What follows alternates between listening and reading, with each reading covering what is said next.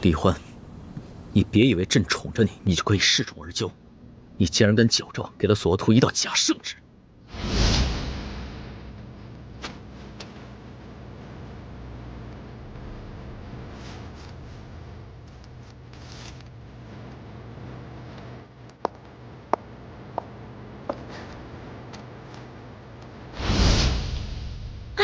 我就知道奴婢这点江湖小把戏，肯定瞒不了英明的皇上了。是不是索额图跟刑部的人发现那道圣旨是假的，要杀刘德昭全族啊？要是发现了，你还能在这儿？早就进天牢了。那也就是说，刘氏一族老少全都安然无恙了？李欢，你是真傻还是假聪明？你知不知道，矫诏也是欺君大罪，是要诛九族的。这件事情要是让文武百官、太皇太后、后宫的嫔妃，甚至任何一个宫里的人知道，你就算有100颗脑袋也不够砍的。奴婢矫诏的确不对，可是皇上，滥杀无辜、大开杀戒，难道就是对的吗？到了这个时候，你还不知悔改，反过来指责朕滥杀无辜，你是不是以为朕真的不敢诛你九族？奴婢根本没错，错的是皇上。反正奴婢的族人早已流散四方，根本找不到我。奴婢一人做事一人当，如果皇上真的气不过的话，那就砍了奴婢的脑袋吧。奴婢绝不皱一下眉头，用奴婢的1颗人头换600多颗人头，值了。好，真英雄啊！那朕今天就拿你这颗脑袋去换刘氏600多颗人头。来人，传索额图。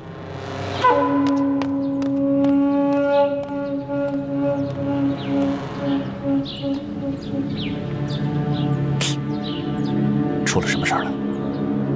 不知道，只知道皇上这么多年都没发过这么大的脾气。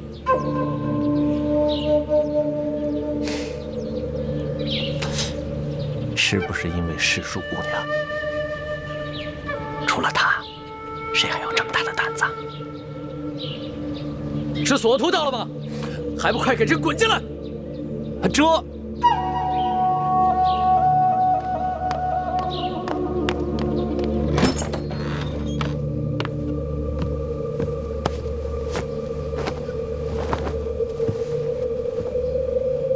皇上吉祥。索额图，把李易欢推出午门斩了。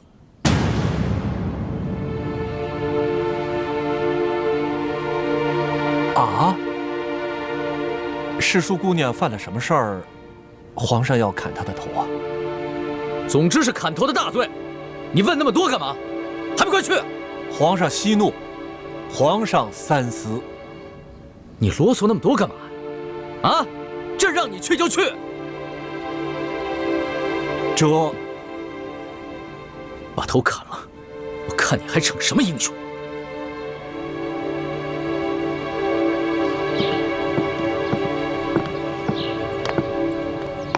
走吧，世庶姑娘。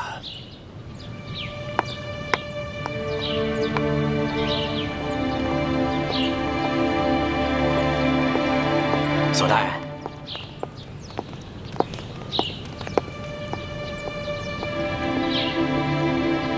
皇上真的要出斩世庶姑娘？皇上是这么吩咐的。皇上虽然是这么吩咐的，但是咱家斗胆建议索大人，暂缓行刑。索大人也是聪明之人，应该明白咱家的意思。行了，多谢李公公了，你说的我心里都有数。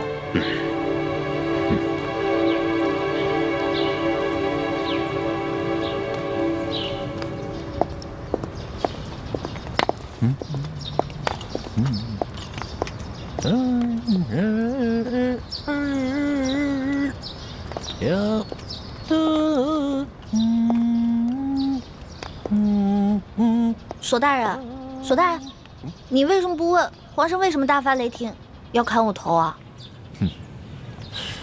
我是不敢问，也不想问呐。在这宫里头，事儿知道的越少，越安全。皇上不会真砍我头吧？哎，姑娘啊，这次山西之行，我心里看得很清楚。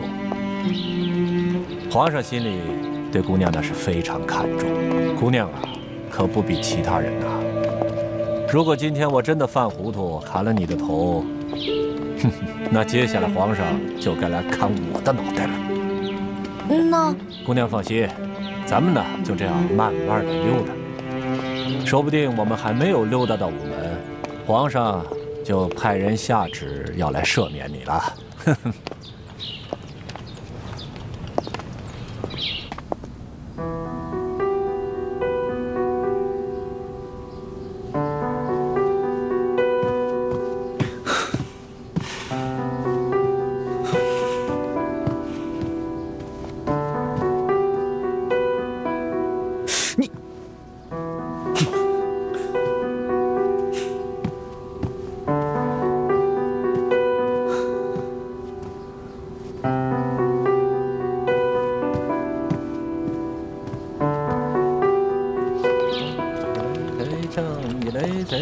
索大人，前面就是午门了，这皇上万一还不派人来赦免我怎么办啊？那我可就只能执行圣旨了。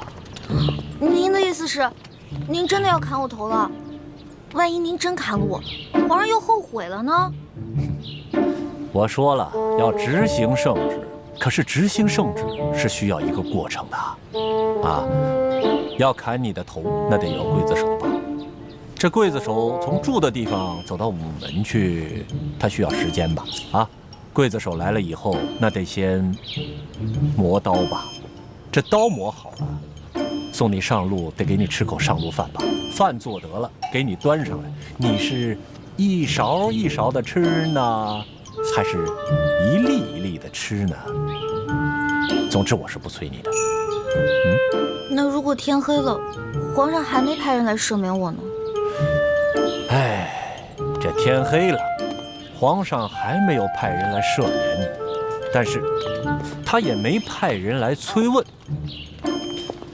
那咱们就还有办法可想啊。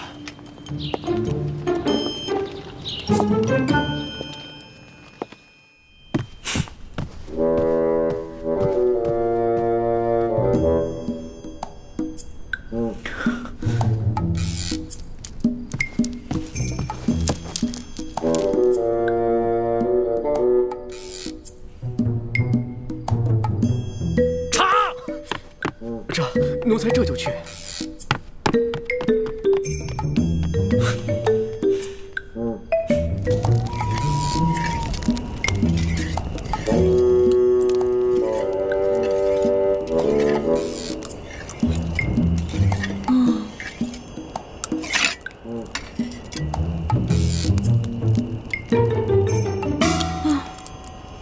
这刀都磨了一下午了，会不会磨断了呀？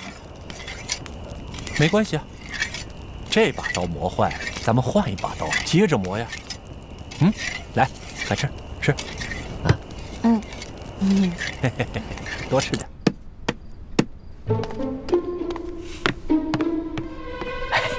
皇上，你消消气儿啊，喝杯茶消消气儿。这谁沏的茶？怎么那么难喝？是奴才的徒弟小德子沏的。你怎么教徒弟的？连个茶都不会沏。皇上息怒，皇上息怒。皇上的茶通常都是世淑姑娘给您沏的，小德子他一时半会儿掌握不好火候，求皇上您饶了他这回。哎呦，皇上，哎呦，皇上，你的福啊！你还知道啊？你还知道朕离不开那个小丫头？那刚才朕要砍他脑袋的时候，你怎么不替他求个情啊？啊！朕在这急得团团转啊！你个老东西，一声都不吭你！哎，你在宫里待了一辈子了，这点眼力劲都没有啊！不，皇上，我这不是想让您冷静冷静再说吗？那奴才现在求情来得及吗？哎呦，索大人不会现在把宜欢姑娘的头都砍下来了吧？索图要是连这点眼力劲都没有，那朕真是白疼他了。啊！难怪皇上让索大人来执行圣旨呢。你这个老东西，挺机灵。哎，皇上息怒，皇上息怒。现在知道怎么说了吗？哎，知道。还不快去！哎，奴才马上就去，马上就去。哎，皇上息怒啊，皇上息怒。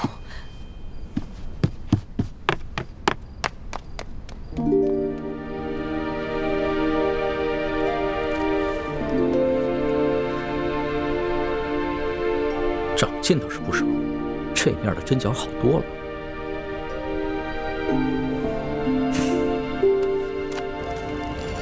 索大人，你说皇上不会真想杀我吧？这样跟你说吧，这俗话说得好，天威难测啊。哎，没事啊，赶紧吃吧啊！我就知道，不能相信皇上的话。之前还信誓旦旦的说永远不会砍我头呢，没有想到言犹在耳，现在就要砍我头了。呸！哎，索大人，喏，说着人来了。索大人，哎，李公公啊，皇上有旨，把李易欢带回永乐斋。哦，这样啊，好，那奴才遵旨。李公公，皇上不生我气了？那还用说，本来皇上是龙颜大怒，是我拼了性命不要，在皇上面前苦苦求情啊，皇上才让我把你送回去。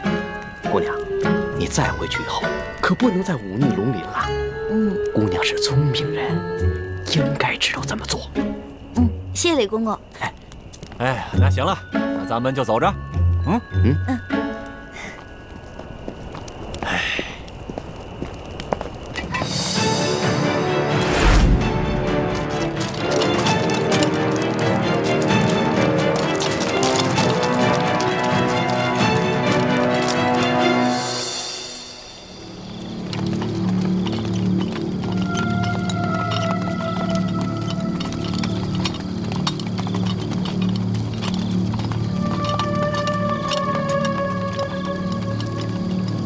离约定的时间还有半炷香，不知道孩子们得没得手。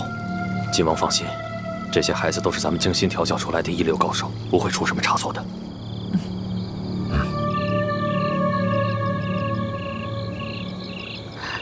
武师傅，你扮起平西王侧妃，简直惟妙惟肖。这世上除了缺胳膊少腿的残疾，就没有你武师傅扮演不了的人。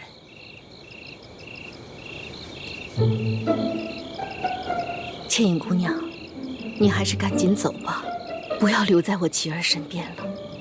若是被人发觉了，不仅会连累了我琪儿，还会伤害了姑娘的性命。不仅这扮相像，连声音和神态也一模一样。那我呢？我这石副将就不惟妙惟肖了？你呀，怕是连石秋红本人都分不出真假。太子不像易欢那丫头，每项技能都学得很到家。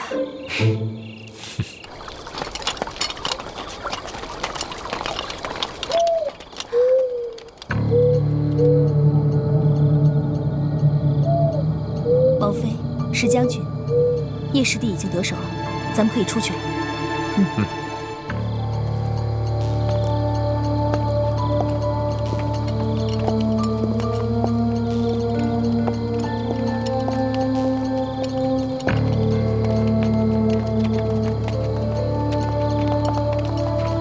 侧王妃石将军好。继续巡视。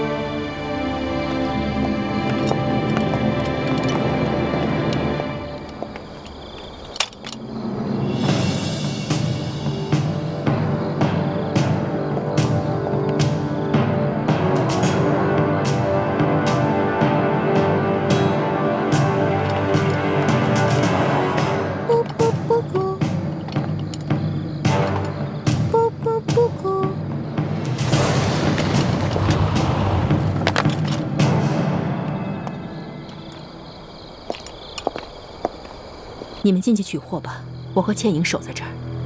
好，多加小心。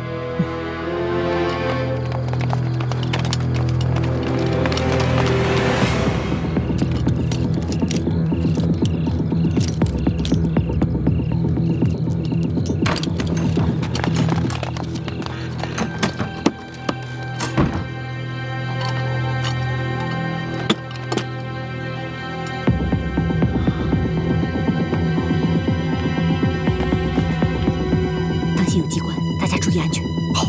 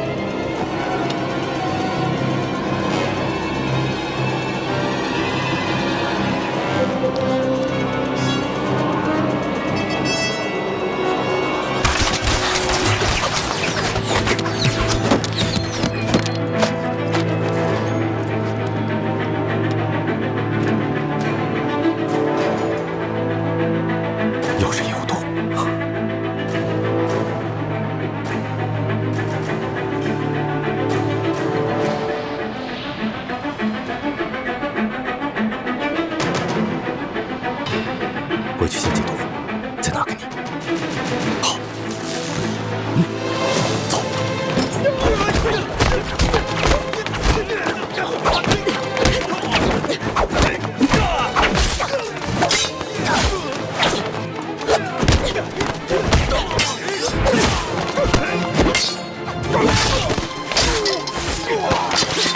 有埋伏，我们中计了！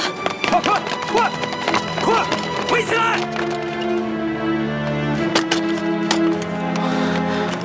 爹，王府里好像有什么动静，不会是大师傅和太子遇到什么麻烦了吧？快撤！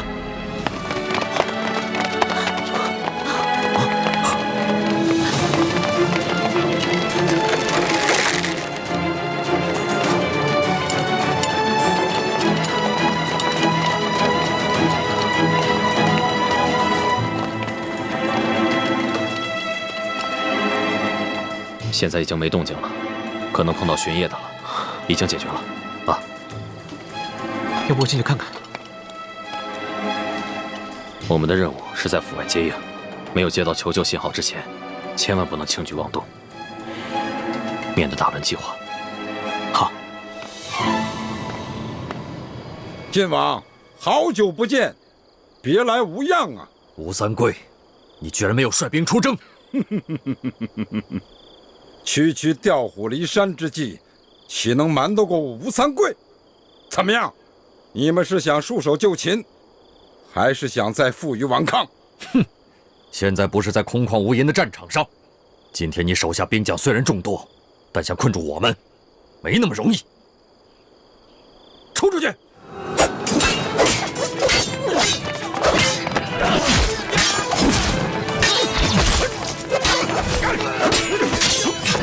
放箭！只许射腿脚，本王要抓活的。是。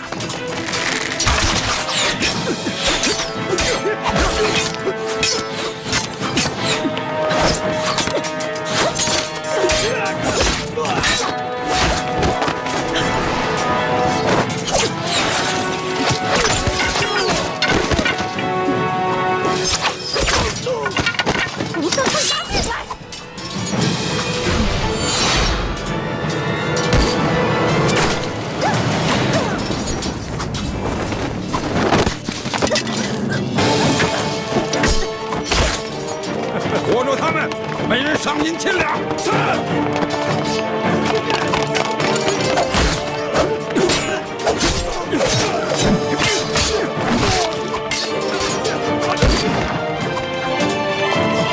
都给我住手！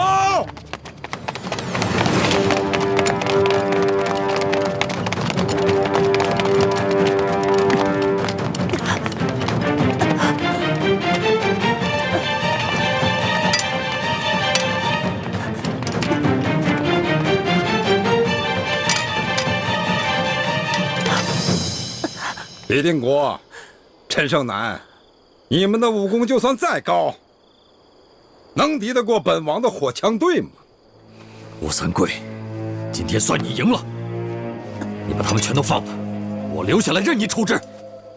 我乃堂堂大明晋王，你把我押解送京，交给康熙那个小皇帝，那可是一件天大的功劳，而且还可打消朝廷对你拥兵西南、伺机反叛的嫌疑。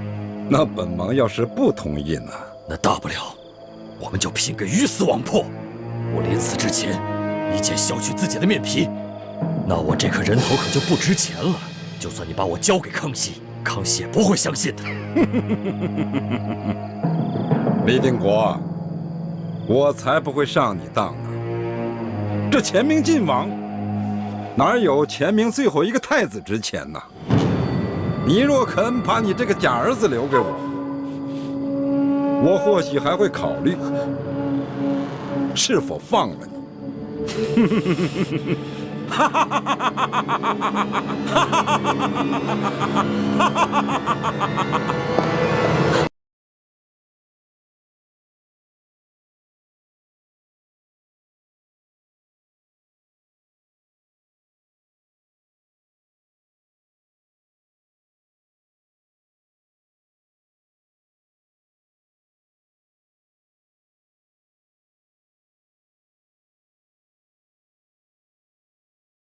你们可看清楚，这可是真的平西王侧妃，不是我们的人假扮的。爱妃，王爷，救我！李定国，你这个猪狗不如的东西，你竟敢挟持本王爱妃！你们若敢动秦氏一根毫毛，尔等一个也休想活着离开这平西王府。吴三桂，17年前，我李定国亲手射杀了我的爱妻，更亲手射了我刚出生的女儿一箭。我犯下了人伦大罪，天下人人都可啐我李定国的脸，都可以骂我李定国一声猪狗不如，唯独你吴三桂没有这个资格，因为你引狼入室，屠戮同胞，你是我大明王朝的千古罪人。李定国，我不与你逞口舌之力，你快快放了我爱妃！吴三桂，你有种也学学我李定国猪狗不如，今天你也一箭射杀你的女人，这样我们这些大明遗臣就被斩草除根了。你以为我不敢？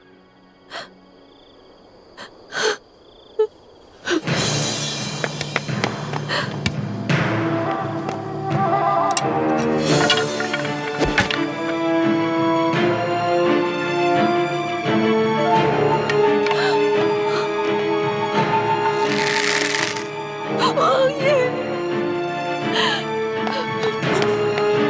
住手！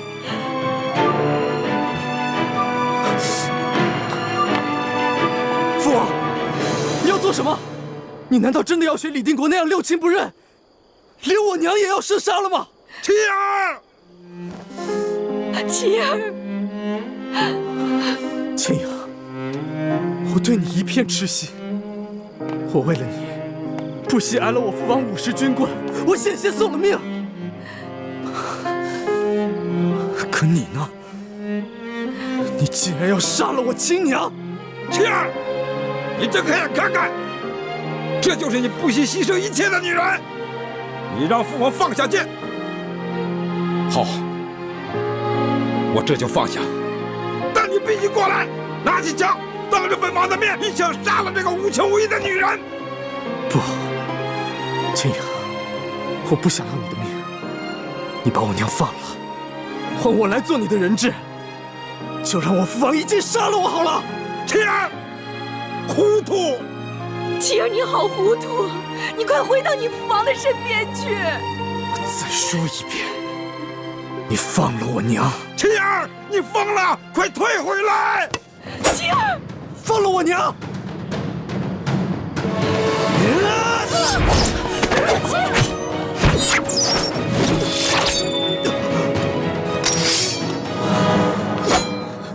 吴应钦，放了我女儿！放了我娘！爹，娘，女儿有一事相瞒。我和应钦一见钟情，虽然彼此有缘无分，但却在心中默许了终身。我不得已劫持你娘，我愿拿我的命来赔你。不，千英，你犯糊涂啊！千英，我不要你的命，我只要你放了我娘，我也把你放了，我们一命换一命。晴儿，我爹不可能放了你娘，否则我们所有人都活不了。爹，娘，女儿不孝，先走一步。不，晴儿，晴儿，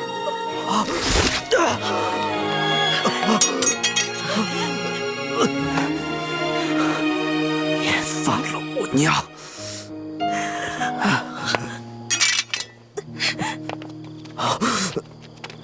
吴三桂，你快放了我们，不然我就和你的儿子同归于尽！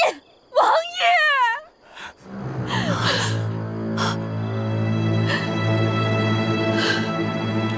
爷，吴三桂，现在你的女人和你的儿子都在我们的手上，我李定国一言九鼎，只要我们到了安全的地方，我会毫发无损地把他们还给你。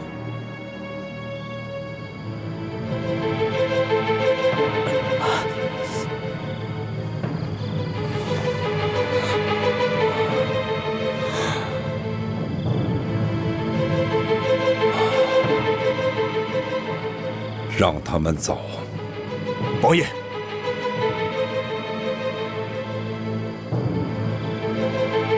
走。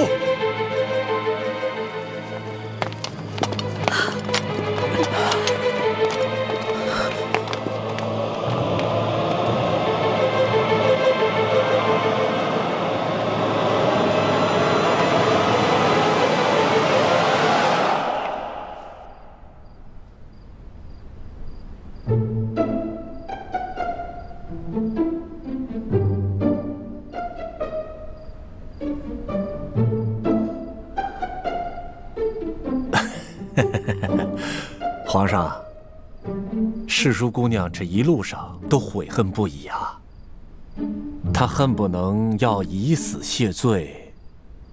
皇上，我看得出来，世淑姑娘是真的知道自己错了，您就饶了世淑姑娘这一回吧。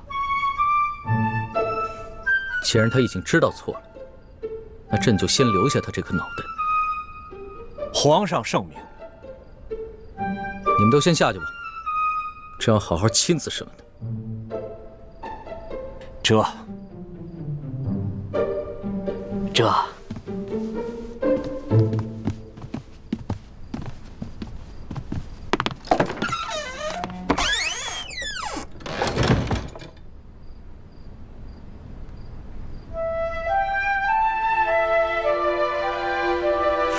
起来吧。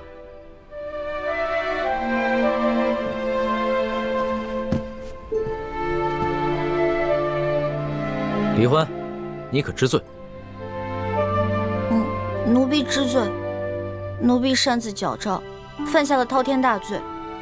可是那日在御花园，皇上以龙三的身份跟奴婢一结金兰，还对着月亮发过誓。皇上跟奴婢相差1岁，同月同日不同年生，但愿将来要同年同月同日死。如果今天皇上砍了奴婢的脑袋，难道皇上要陪着奴婢一起去吗？你还敢提那档子事儿？你就是因为这个才无法无天的吧？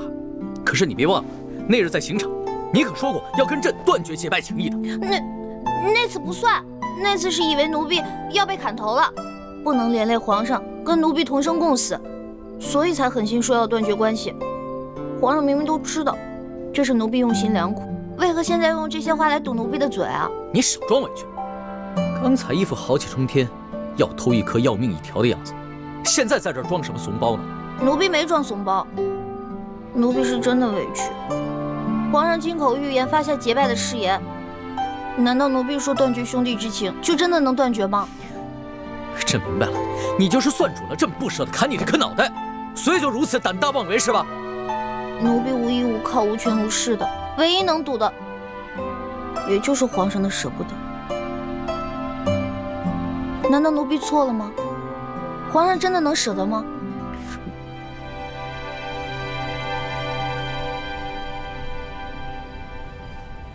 皇上，您还记得我们第一次相见时候的情景吗？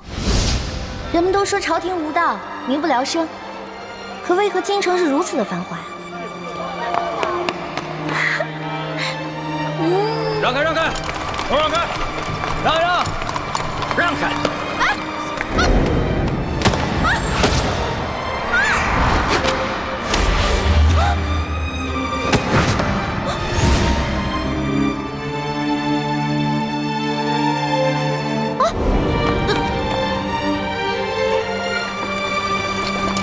他们犯了什么罪啊？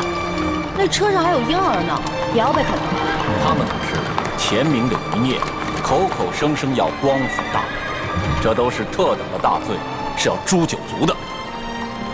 当今皇上这么残暴，诛九族，怪不得这些人要光复大明。哎，你们说那暴君是不是长得青面獠牙，极其恐怖啊？那个时候，奴婢万万没有想到，那个老成大器的少年，就是当今的皇上。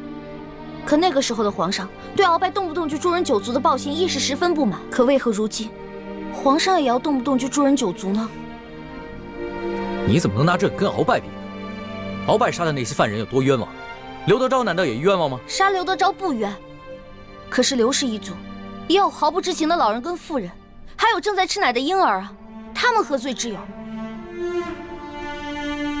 皇上，奴婢并非恃宠而骄，也没有干政的野心，奴婢只是不想看着皇上的刑罚变得如此严苛。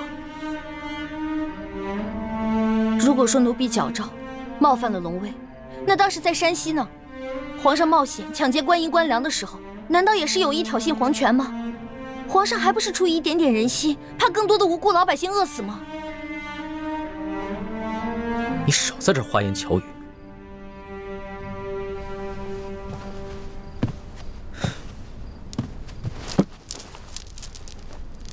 朕今日虽然不杀你，但是必须要罚你，要不然指不定日后你还会闯下什么了不得的大祸。来人啊！奴才在。李欢死罪可免，活罪难逃，把他拖下去，重打40大板。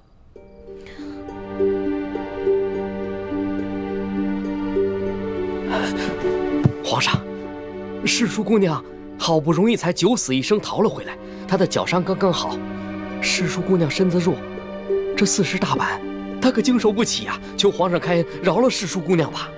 老东西，这会儿你知道求情了？你会错圣意了，还不快去！这……慢着！皇上，您还有何吩咐？不用把人拖到掌心太监那儿，让人把板子拿到永乐斋来。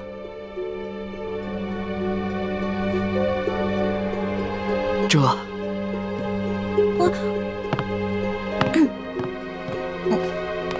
皇上，你真的要打奴婢40大板啊？要不然呢？那日奴婢不知天高地厚的打了皇上一巴掌，太皇太后要罚奴婢手板，当时还是皇上跟奴婢一起作弊，逃过了惩罚。难道今天皇上真的要惩罚奴婢吗？朕上一次就不应该帮你，你若是受过一次罚，只怕就会懂得收敛，也不会犯下今日这等大罪。好，只要能让皇上出气，奴婢愿意受罚。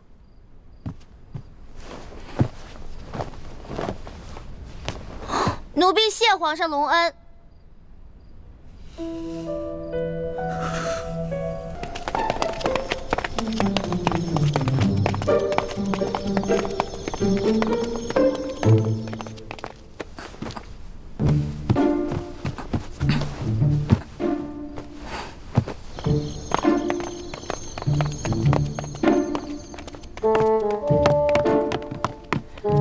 快！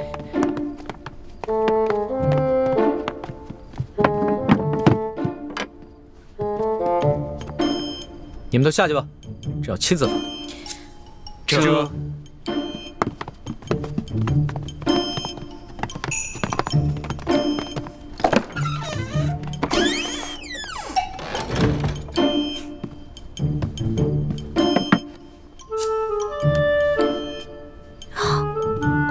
皇上，您真的要打奴婢啊？不然呢？这一次要是再不罚你的话，你都要上房揭瓦了。君无戏言，这是你自己说过的。过来，趴下。好吧，不就挨几下板子吗？打就打。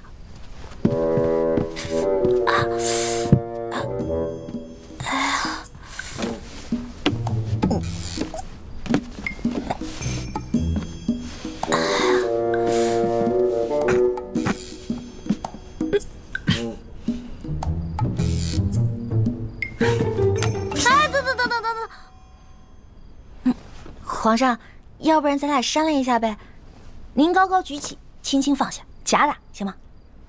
你刚才那个死猪不怕开水烫的英雄气概哪儿去了？不如啊，你给朕认个错，跟朕重新续个大小，让朕做老大，你做小弟，那朕就饶了你。不行，我从小都是老小，好不容易捞个老大当，士可杀不可辱。打吧。行，那你就好好忍着，别鬼哭狼嚎的啊！绝对不出一声。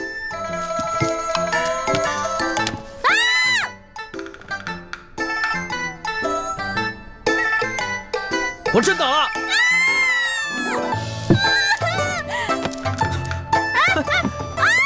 我说呢，平日里你蹭快点皮儿就哼哼唧唧的，今天像换了个人似的。原来有这个东西！还给我！什么东西？大清哪条律法规定了，奴才被打的时候，屁股里就不能垫垫子？还给我！你趴下，板子还没打呢。皇上，您难道真的要打奴婢40大板吗？皇上，您看您这板子这么大，您要是真在我屁股上打，那我屁股不得开花了？能不能打个折呀？半折、对折，20下。不行，40大板一下都少不了。那要不然就4折15下。你的算术先生是被你活活气死的吧？4折16。皇上英明，16下，那我们就决定了，就打我16下。谢谢皇上。到了这个时候，你还想给朕下套啊？我告诉你，40大板一下都少不了。哎，等一下，又怎么了？您看是这样的，如果硬打我40大板都打在屁股上，我是个女孩啊，半个月都起不来，走路一瘸一拐的，多难看。要不然换个地方打。也是，真把你屁股打坏了，你这半个月下不了床，朕这也没人伺候。行，你先起来吧。谢皇上开恩。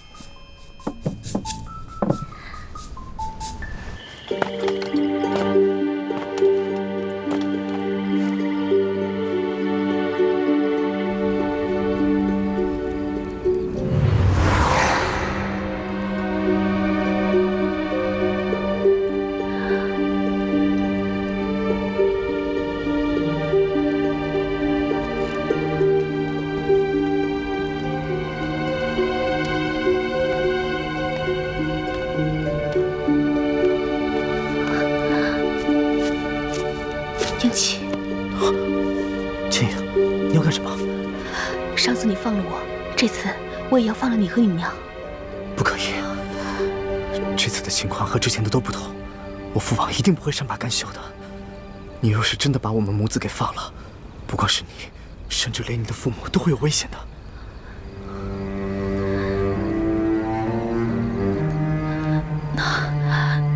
那我该怎么办啊？没事。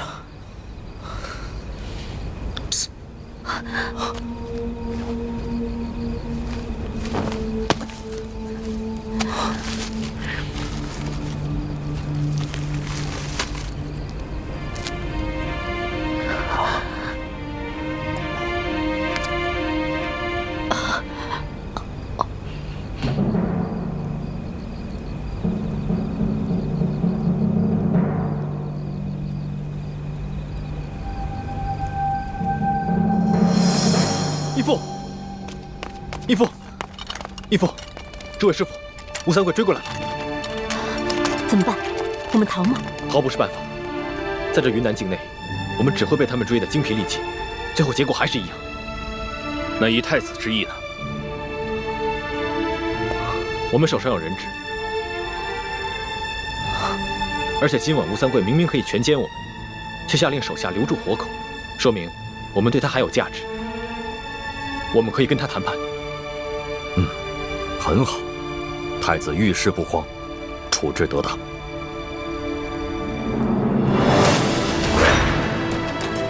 晋王，千名太子，你们已无路可逃，识时务者为俊杰，快出来投降吧！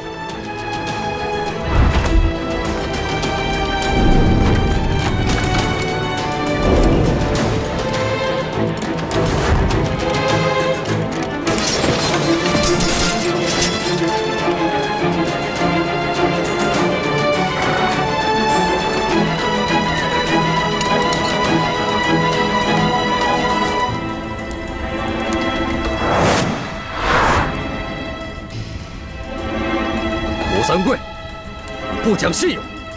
你若是敢强攻，我就杀了你的妃子和儿子！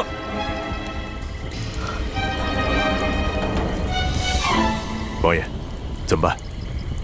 晋王，你已是瓮中之鳖，无处可逃。我劝你还是赶快投降吧，我还可以饶你不死。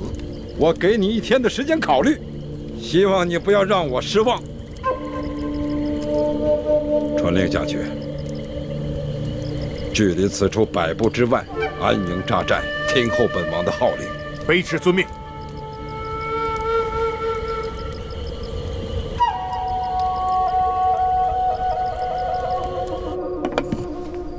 这个屁股打不了，手总打得了吧？把手伸出来。皇上，你干嘛呀？又要打我呀？行了，别废话，把手伸出来。我不。右手要做事，左手，快！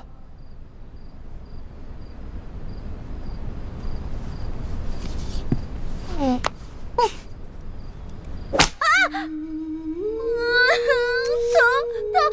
死我了！你可是真英雄啊，这声音都传到紫禁城外面去了。奴婢是假英雄，真怂包。如果皇上行的话，你试试，你不叫我就服你。这个时候你还敢跟朕顶嘴？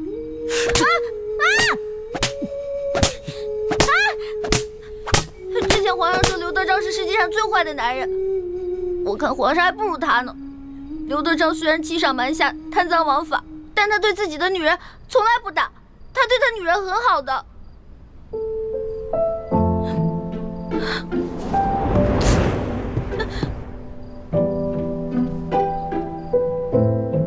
你又不是朕的女人，为什么这样护着你？还是说，你愿意做朕的女人？说呀，说你愿意做朕的女人。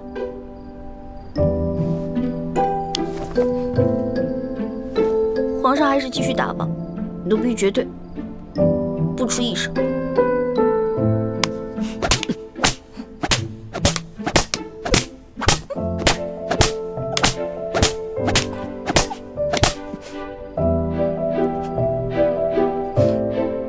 要哭就哭出来，别憋着，装什么英雄？奴婢不想装英雄，奴婢只是装不了皇上的女人。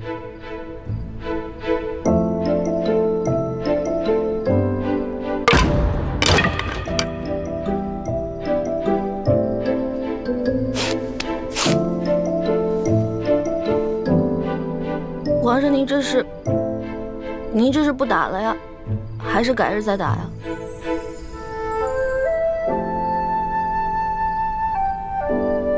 把手伸出来，给朕看看。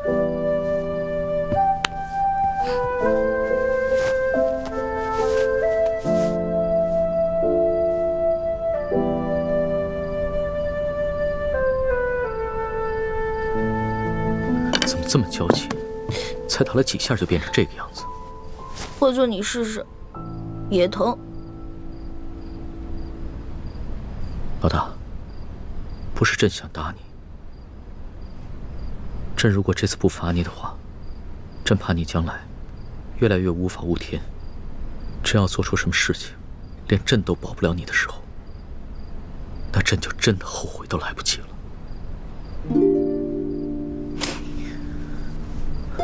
可能这次真的是打中了。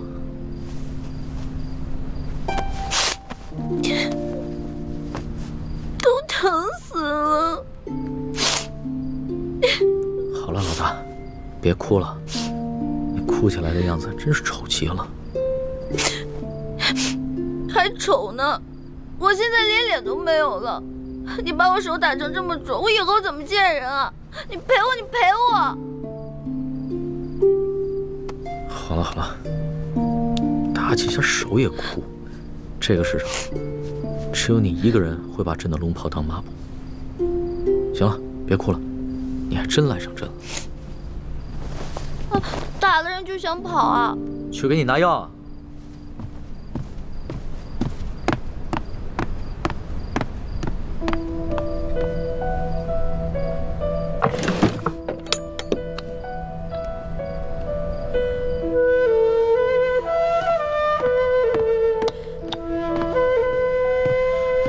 把手伸出来。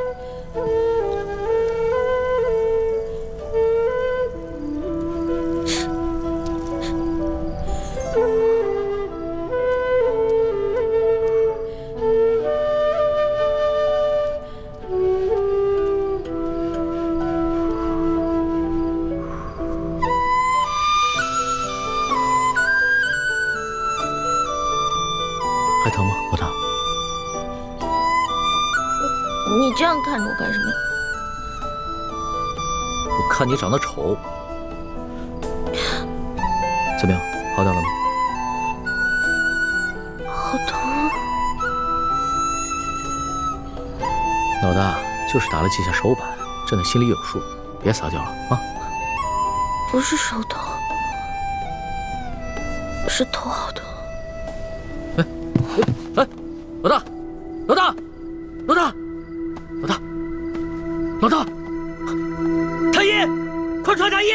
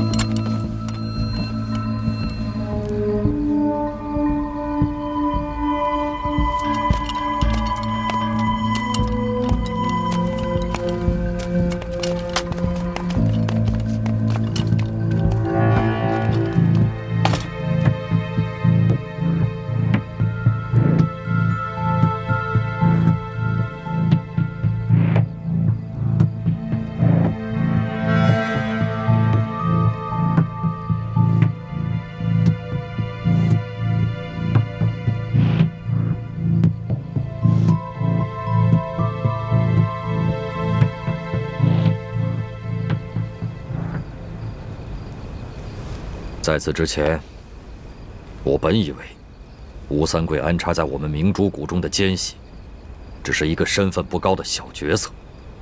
但如今看来，吴三桂不仅知道我儿子李建清就是大明王朝最后一个太子朱慈轩的机密，而且还对我等来到滇都以后的行动了如指掌。这就说明，这个内奸不仅仅已经进入了我们明珠谷的核心层，更在我们在座的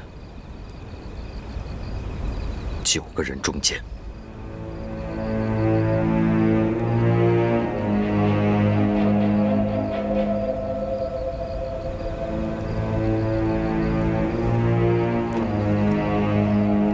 晋王说的极是，内奸一定是我们7位师傅当中的一个，所以我们的行动才处处受制于人。是谁？有种做吴三桂的奸细，就有种承认。只要你承认了，我等就念在与你过去的情分上，饶你一命，只废了你的武功，让你滚回吴三桂那个狗贼身边去。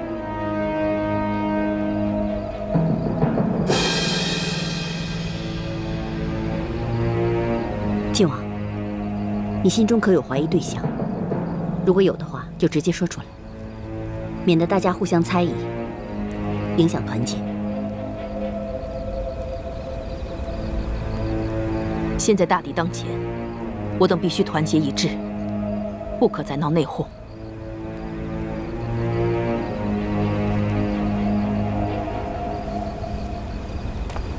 太子，你可有怀疑对象？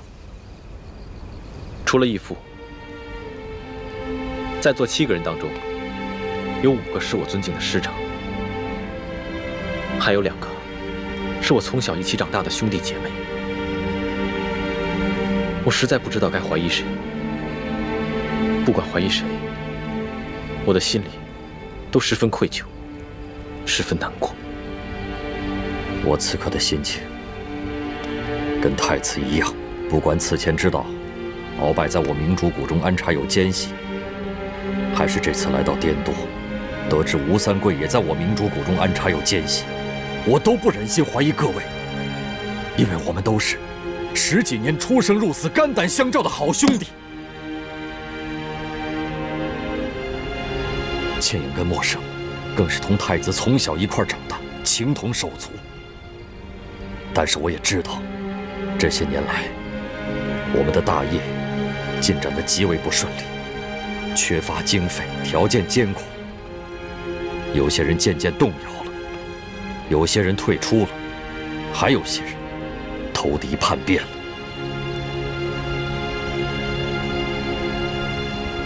义父，内奸要传递消息给吴三桂，必然要避开我们所有人单独行动。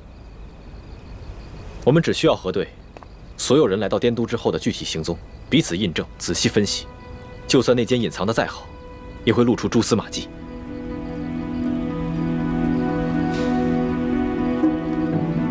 眼下也只好如此了。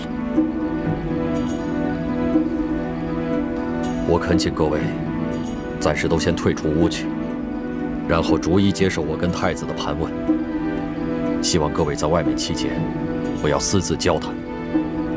不知各位可愿意配合？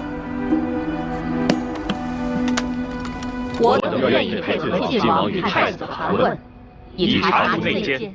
有劳各位了。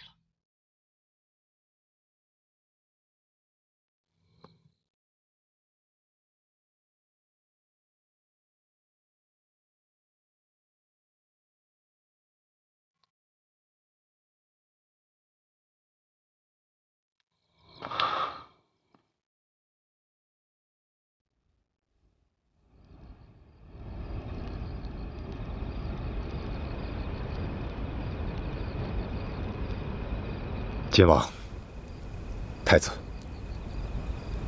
眼下光复大明的大业，虽然进行得十分艰巨，而且很多人都开始动摇了，可是我们夫妇俩意志坚定，一心一意，只想光复大明，所以我们夫妇俩宁死都不会投降清廷，更不会被吴三桂这个大奸贼所利用。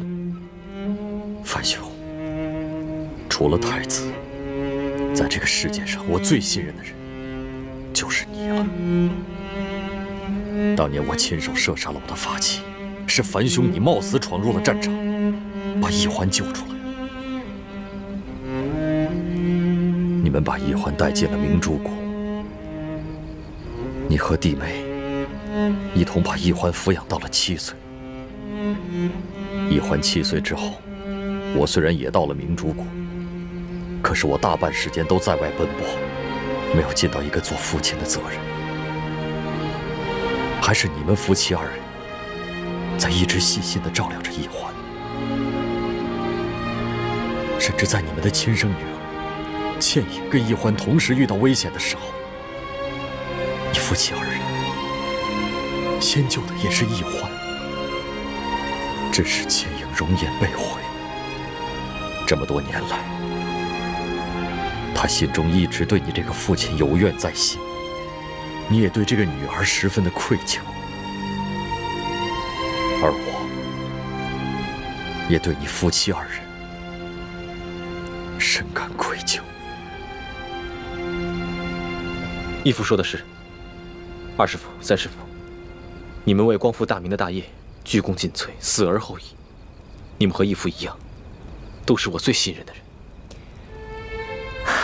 多谢太子，还有晋王对我们夫妇的信任。倩影这个孩子，从小在明珠谷长大，他不可能是内奸，但他对吴应琪情根深重，他容颜被毁，是他这辈子最大的隐痛，但却被吴应琪给治好了，而吴应琪又为他被父亲责打了50军棍，这很可能是吴氏父子使的苦肉计。倩影很可能中计，无意当中被吴应琪套了话。晋王，如果倩影真的是中了吴三桂父子的诡计而泄密的话，我们夫妇俩绝不会袒护，一切交给晋王处置。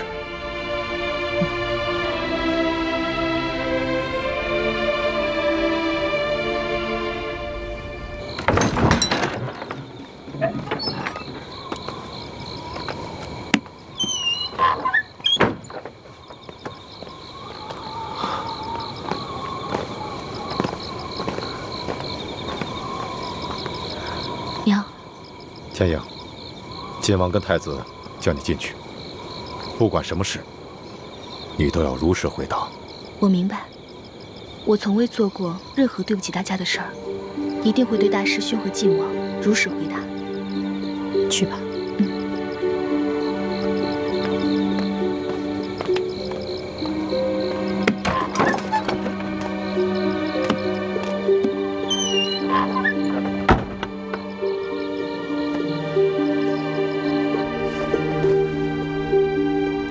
大师父，大师兄，我虽身不由己，对吴应琪动了真心，但绝不至于傻到出卖我们朱明联盟的机密。而且，吴应琪对我也是真心的。在他为我挨吴三棍军棍之时，并不知道我会去而复返，也不知道你们会来滇都盗取金钥匙。如果他对我不是真心的，那今晚我们也绝不可能将他结为人质的。樊师妹，你快起来！我跟义父也是公事公办，例行盘问，万不可如此。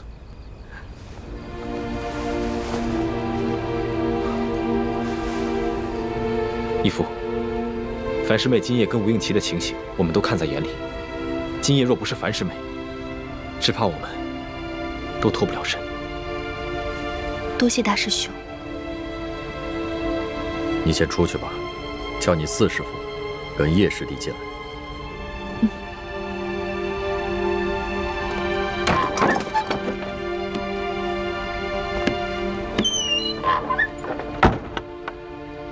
义父，我相信樊师妹。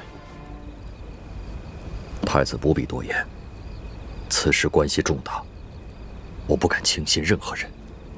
我们必须抛开一切情感因素，尽快查出内奸。义父说的是我太感情用事了。四师傅，叶师弟，太子和晋王让你们进去。我们走吧。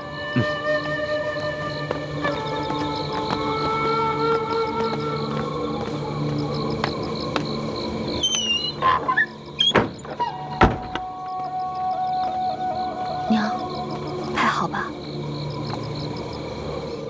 四师傅、叶师弟，见谅了。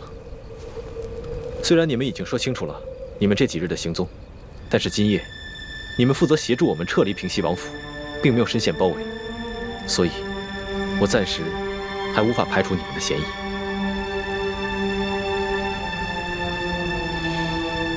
我们父子愿意接受晋王和太子进一步盘查，全力配合。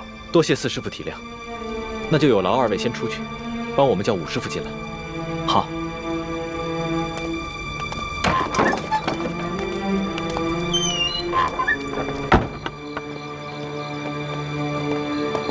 哎，武师傅呢？该他进去了。他在庙外的茅房小姐，我先进去吧。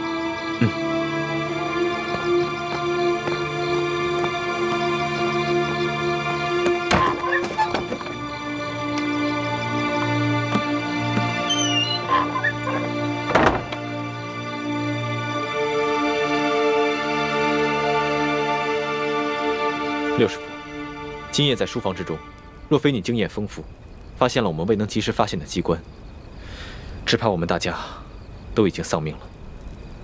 我本来不该怀疑你的，但此次滇都行动，你归队最晚，行踪也最为自由，所以你还是有嫌疑。我归队最晚的原因，是因为我去追杀裘贵了。如果让裘贵找到舒婉心，那么倾城的身份就会暴露。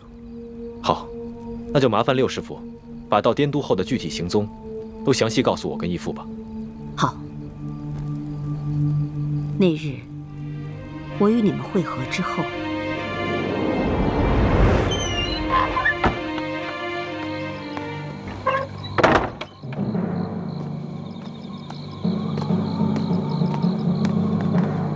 唐姐姐呢？你不是说小姐去了，现在还没回来呢？哎呀，身为女人就是可怜，想方便都不能方便。若有来世，我一定投身为男人，坚决不再做女人了。唐姐姐，请吧。哦，记住关门哦。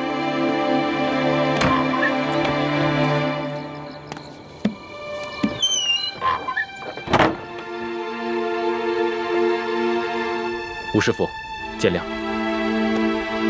当日你留在书房之外，并没有进入书房经历机关之险，而且以你的身手，竟然会被吴三桂的护卫所伤，此事也较为可疑。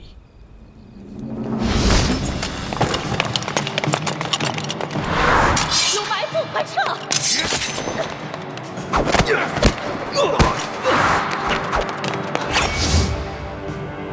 太子，晋王。我当时之所以留在书房外，是因为我假扮了秦氏，这样方便替你们望风。我之所以会被那个小护卫所伤，是我没料到，那些护卫只是假装中了呆肉目击散之毒，被他们偷袭，猝不及防，所以才受了伤。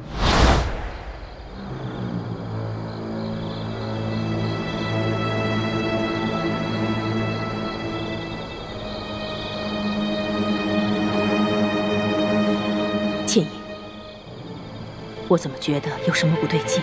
远处好像隐隐有响动。吴师傅，您留在这儿，我去瞧瞧。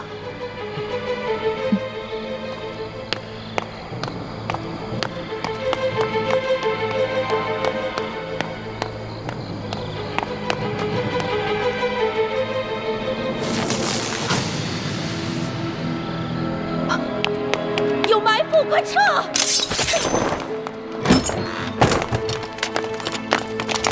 当时给那些护卫下呆肉目击散之毒的是倩影和默生，我们也在王府外面收到了你们发出的信号。但奇怪的是，为什么那些护卫根本就没有中毒？刚才樊师妹说，她因为要假扮丫鬟，所以就将下毒的任务交给了叶师弟。刚刚默生也说过，他把倩影给他的毒下到了护卫们的茶中，是他亲眼看到护卫把茶喝下去，但他也不知道为什么护卫们没有中毒。那些护卫不但没有中毒，反而假装成了中毒的样子，诱使你们进了书房。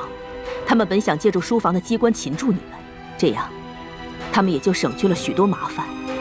但没料到的是，你们居然能够突破书房的机关，拿到钥匙，全身而退。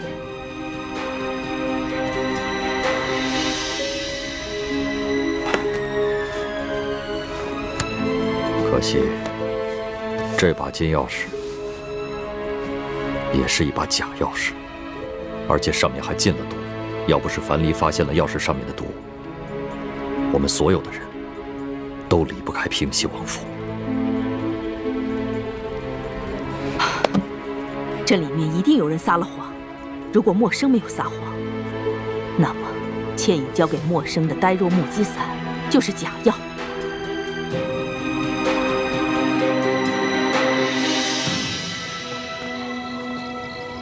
倩影，你再进来一下。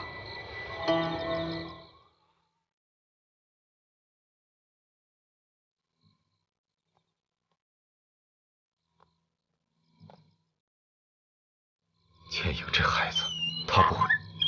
不会。就算他为情所困，也一定不会干出傻事来的。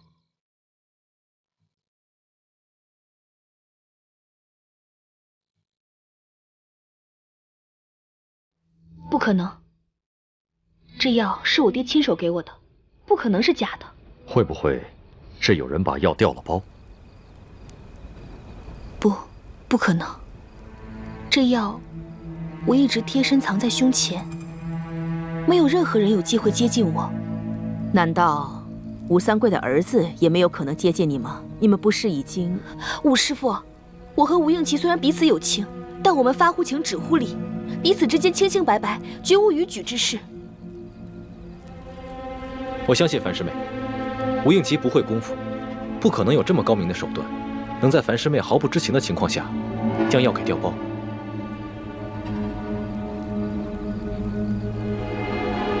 如果吴应琪没有可能，那平西王侧妃秦氏有没有可能调了包？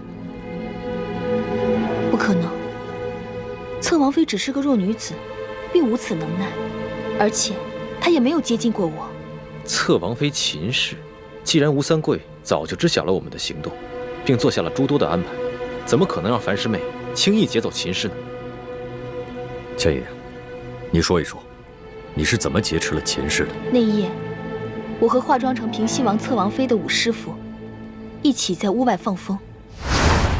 当时我到了王府的花园，也隐隐感觉到花园中似乎埋伏着很多人。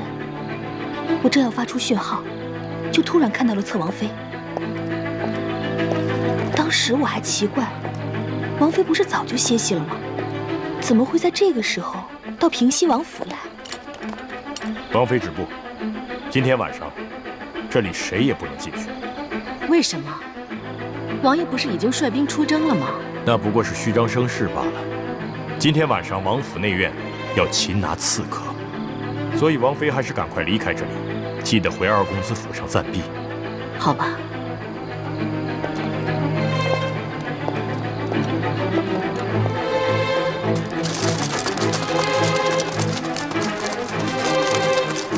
我当时意识到情况有变，我们很可能中了埋伏，就悄悄尾随侧王妃。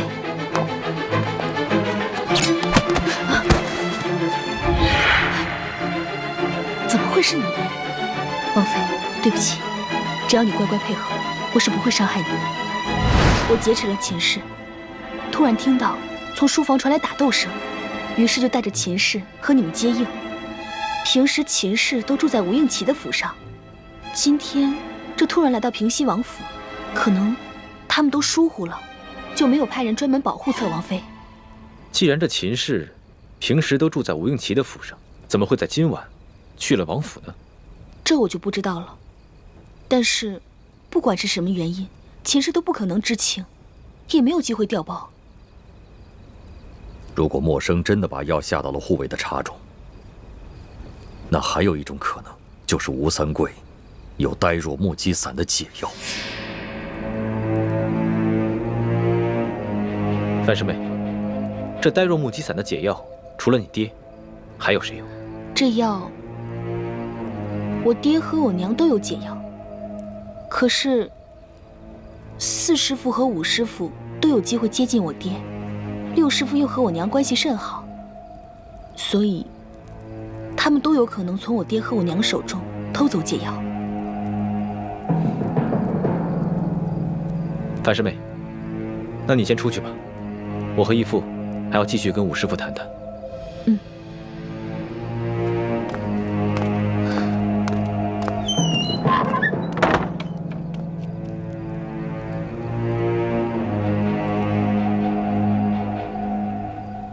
听说这边非常好，果不上手机。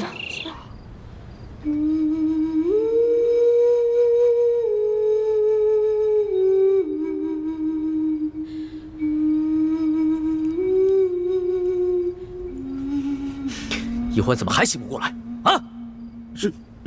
是叔姑娘，这头疼的毛病，是从娘胎里带出来的顽疾，微臣无能啊。一群没用的东西！朕就问你，他这个病严不严重？朕要听实话。此病十分罕见，只有古医书上有记载。若是易欢姑娘能醒过来，便能逢凶化吉。听你这个意思，他还有醒不过来的可能。过了今晚，如果明天易欢姑娘还没醒，恐怕就怎么样？就再也醒不过来了。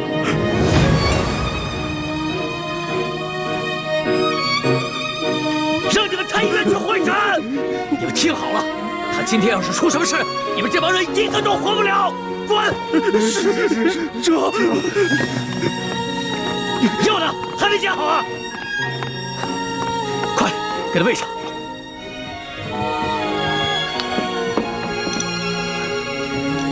快，欢儿，朕以后再也不冲你发脾气了啊！哎呀，师叔姑娘根本就没办法吞药。喂，接着喂！哎呀！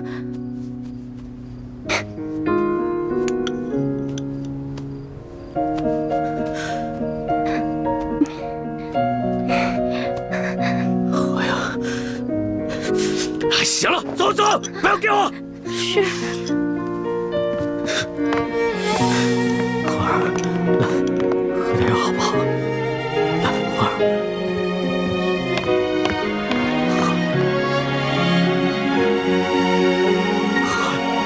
欢儿，喝点药。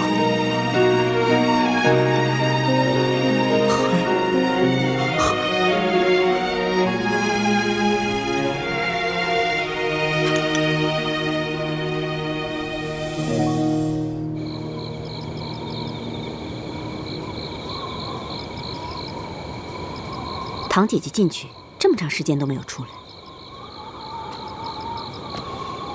你们说，该不会是靖王和大师兄怀疑武师父，所以才反复询问吧？别胡说，事情尚未查明呢，不能下猜疑。是。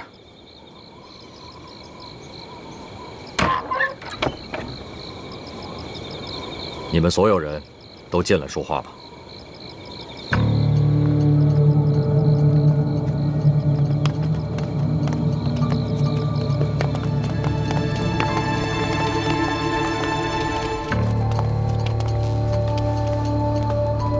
诸位师傅，我和义父问了你们所有的人，现在每个人都有嫌疑，也都有合理的理由。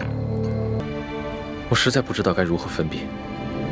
你们都是我最亲近的人，如果弄错了，冤枉了人，我这心里……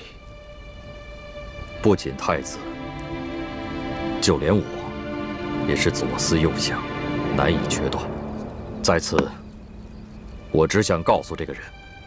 不管你是谁，我相信你对我们还是有些感情的。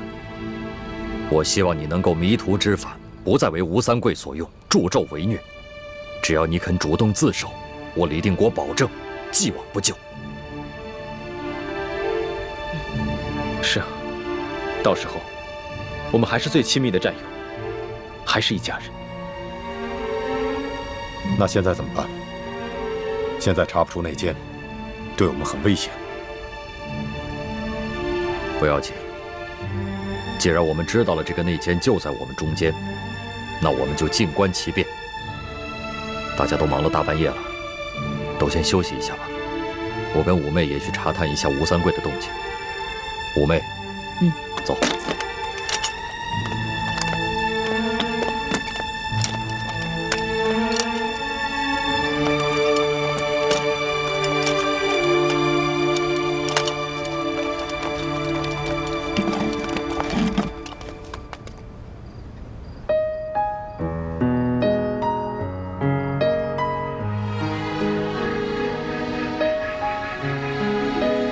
老大，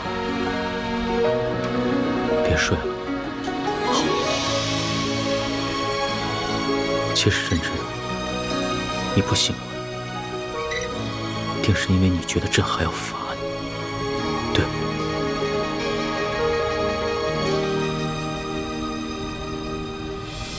说实话，刚知道你矫诏的时候，朕的心里真的非常生气。朕气的不是因为你放过了刘德昭的家人，是因为之前鳌拜他也总是矫诏，他一直把朕当成一个傀儡皇帝，所以自从朕亲政以后，绝对不再允许任何人挑战朕的皇权。刚知道你矫诏的时候，朕的心里边满是怒火，但是现在只剩下担心，甚至是害怕。你知道吗？朕自8岁登基以来，经历过无数的危险，哪怕在擒拿鳌拜的时候都没有真正的害怕过。但是这一次，朕真的怕了。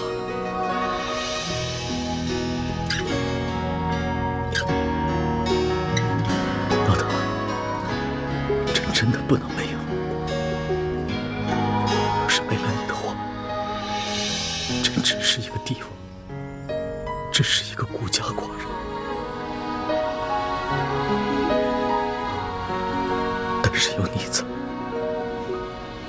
朕才是一个真正的男人，是一个完整的人。老大，朕是天子，朕的话是金口玉言。朕现在就赦了你过往所有的罪，只要你醒来，只要你醒。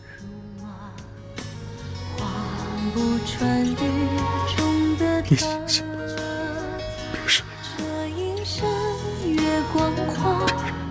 能否代他伤的心？愿做他掌上的明珠，献上我纯真的祝福。回忆中的路开满花簇，绽放奴婢有一个头疼的隐疾，这病起来吧，简直要人命。我爹呢，从小给我找了好多郎中，所有郎中都说无药可治，只有一个郎中说可以治，但是他说的是个偏方，而且是个药引。这个药引实在太难弄了。什么药引这么难找？你告诉朕，朕给你找。这个药引就是龙珠。龙珠？什么是龙珠？就是皇上的眼泪啊，就是您的眼泪。献上我纯真的祝福，回忆中的路开满花簇，绽放半世的光速，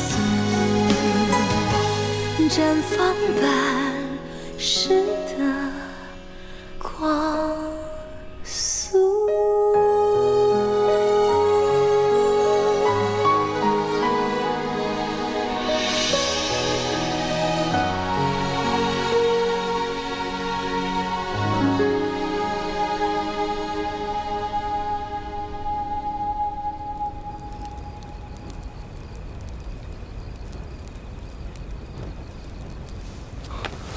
诸位师傅，我有办法查出内奸是谁了。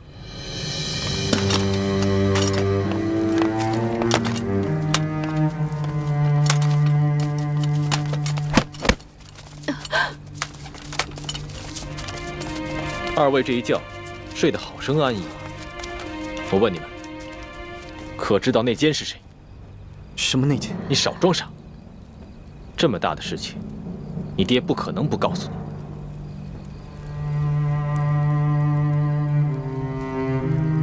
诸位师傅，既然已经知道内奸必定是我们当中一个人，为了证明自己的清白，我要求你们每个人都刺武应奇一剑，杀了他。等义父和武师傅回来，也会每人补上那一剑。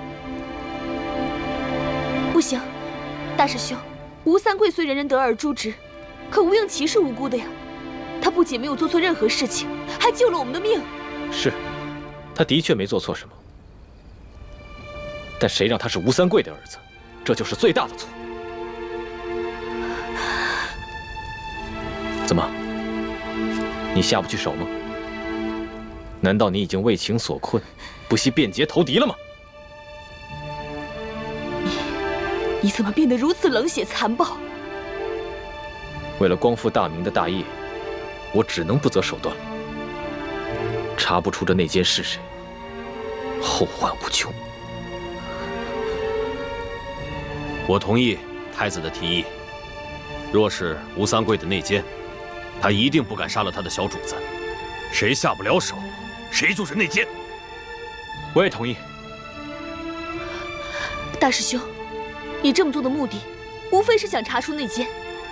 可如果此时内奸也狠下心来捅上一剑，那吴应奇不是白白冤死了吗？那吴应奇也不会白死。我会把他的尸身送给吴三桂，告诉他，杀死他儿子的，他精心培养的内奸也有份儿。就算这个内奸可以替自己辩说自己是被迫刺的内奸，吴三桂也不可能放过他。这个内奸就再也没有办法为吴三桂效忠了。此计太妙了，我同意。我也同意。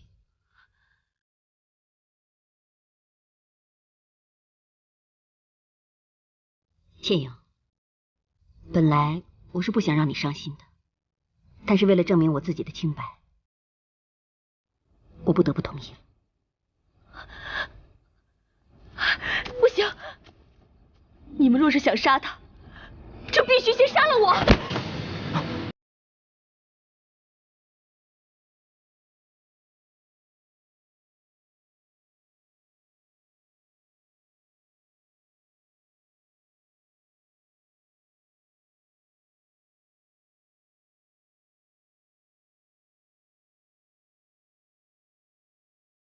坚决拥护太子。好，为了防止有人弄虚作假，接下来的每一剑都必须刺中吴应奇的要害。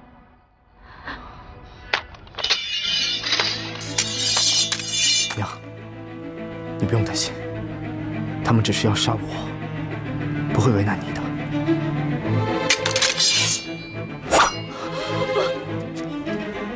吴应奇，再给你最后一次机会，你要是再不说出这内奸是谁的话，我就杀了你。我真的不知道谁是内奸，我也从来不参与我父王之事。你们要杀我，可以，但我有一个条件：杀了我之后，马上把我的尸身送给我父王。千万不要让倩影看见。好一个情主，我这就成全你。住手！我知道内奸是谁。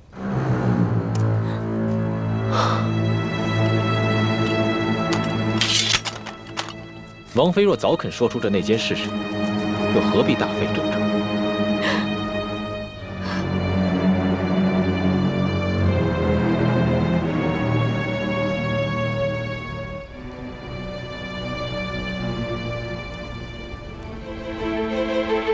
这个内奸果然厉害，到现在为止，仍然不动声色。王妃，说吧，这内奸是谁？我肯说出内奸是谁，是为了保全我儿子的性命。